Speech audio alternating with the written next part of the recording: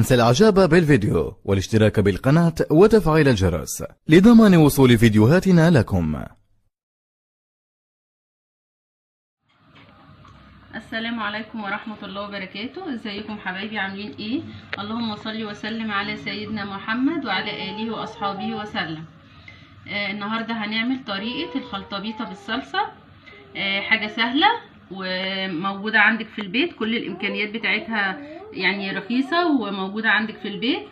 وعشان كمان عيالنا اللي هم مش بيحبوا الكوسة واللي مش بيحب البدنجان واللي مش عارفة ايه، يعني لازم نلم لهم كل الاكل كله في طبخة واحدة، اكلة شاملة كده هيحبوها جدا. لما كل الاكل كله على بعضه كده هيبقى الطعم بتاعها جنان وهيحبوها جدا. اول حاجة معانا الكوسة مقطعينها كده زي ما انتم شايفين طرنشات، معانا بطاطس، معانا فلفل، طماطم، جزر، ومعانا بدنجان هنقطعه بردك طرنشات زي الحاجات دي بتاعتنا.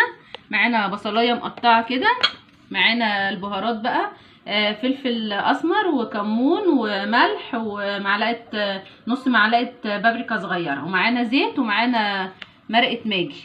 يلا بينا بقى نشوف هنعمل ايه. ادي الصلصه بتاعتنا اهي اتسبكت شويه. هنزل بقى بكوبايه ميه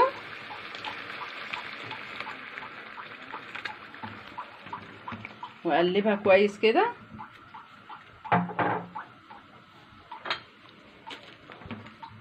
هنزل بالبهارات بتاعتنا، الملح، فلفل اسمر، كمون، شطه، بابريكا.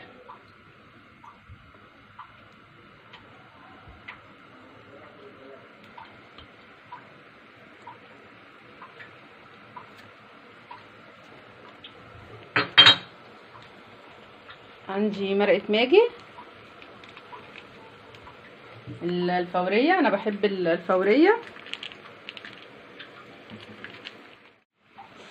هنقلب كده البهارات كلها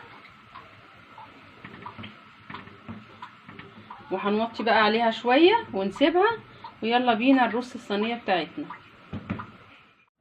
دلوقتي بقى هنرص الصينيه بتاعتنا. هناخد واحده من البدنجان وواحده من البطاطس، وهناخد الكوسه، وهناخد طماطم، وهناخد جزر، وهناخد فلفل كده بالطريقه ديت، وهنعمل كل الصينيه بتاعتنا كده.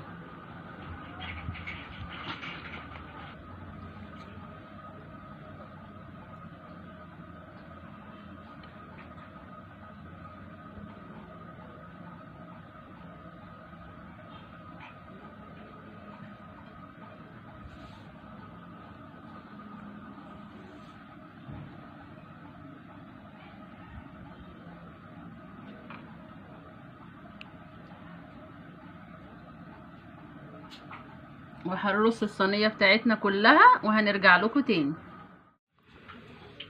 بصوا حبايبي، ادي بعد ما رصينا الصينيه زي ما انتم شايفين.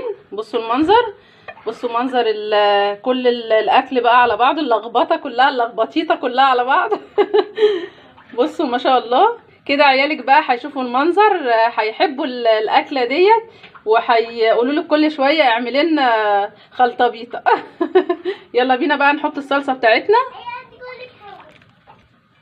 كده. حطينا الصلصه بتاعتنا ويلا بينا بقى نخش الفرن.